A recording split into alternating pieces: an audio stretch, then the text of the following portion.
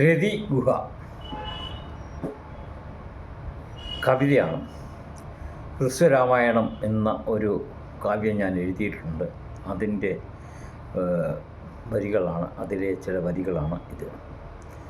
മാരുതി ലങ്കയിലെത്തി പ്രഭുക്കളുടെയും മറ്റും മന്ത്രിമാരുടെയും ഒക്കെ ഗൃഹങ്ങളിൽ സീതയെ തപ്പുന്ന ഒരു രസകരമായ ഒരു സന്ദർഭമാണ്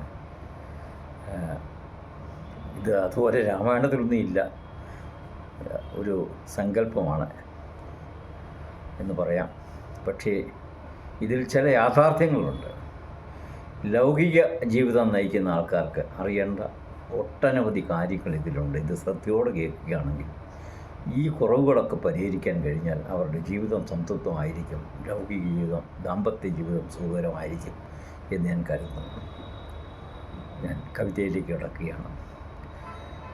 ഭക്തനാമൊരു മാരുതിയെ തേടിയെത്തി ലങ്കയിൽ 100 യോജന സാഗരം താണ്ടിയെത്തിയ രക്ഷണാൽ കൃശരീരമതാർന്നു മാരുതി വലിയ മണിമയ മന്ദിരങ്ങളിൽ രാവിലങ്ങു ഒളിച്ചു കയറി ജനകസുതയെ തേടിയെന്ന്. ശയനഗൃഹമതിലെത്തി നോക്കി ജനകസുതയെ തേടി മാരുതി.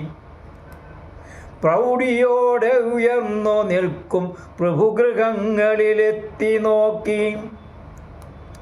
അതിമനോഹര ശയനഗുഹയിൽ അന്നു കണ്ടൊരു പ്രണയചേഷ്ടകൾ അരുതു പറയുവാനാവതില്ല കാമദേവനുമെഴുതുമെല്ലാം. ശയനലീല നടത്തുവോർ ചിലർ, ശയനവേഗമൊഴിഞ്ഞവർ ചിലർ, തളിരുപോലെ തളർന്നവർ ചിലർ, തരള താളമതാടുവോർ ചിലർ. ഈ ലൗകിക ജീവിതം നയിക്കുന്ന ആൾക്കാർക്ക് ഈ സന്ദർഭങ്ങളൊക്കെ പെട്ടെന്ന് മനസ്സിലാകും.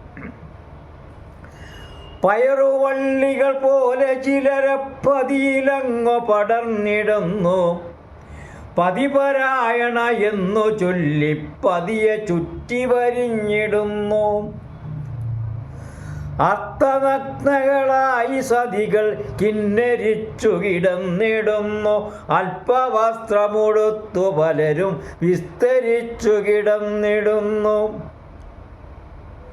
പതിയോടൊത്തു രമിപ്പതിന്ന ജടുത് കൂട്ടി നടന്നിടുന്നു. പരമപൂജ്യം പതിയതെന്നു പറഞ്ഞു സതികൾ പാഞ്ഞിടുന്നു.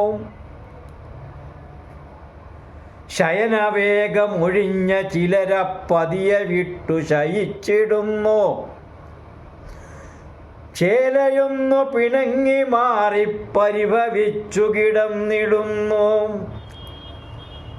പതിവുകാരനെ നോക്കി നോക്കി ചിലരുറക്കമിളച്ചിടുന്നു. പഴുതിലൂടെ ഒളിഞ്ഞു നോക്കി പഞ്ചബാണമതെയ്തിടുന്നു. പതിയോടൊത്തു രമിച്ച സതികൾ പതിയെ വിട്ടു ശപിച്ചിടുന്നു. തടുമിടുക്കില്ലെന്നു സതികൾ തലയണയ്ക്കും കൊള്ളുകില്ല. തടുമിടുക്കില്ലെന്നു സതികൾ തലയണയ്ക്കും കൊള്ളുകില്ല. പരുഷവാക്കു പറഞ്ഞു സതികൾ പതിയെ ശപിച്ചു നടന്നിടുന്നു. പാത വിട്ടു ചലിപ്പതിനായി ജടുതിക്കു പഴുതു തേടി നടന്നിടുന്നു.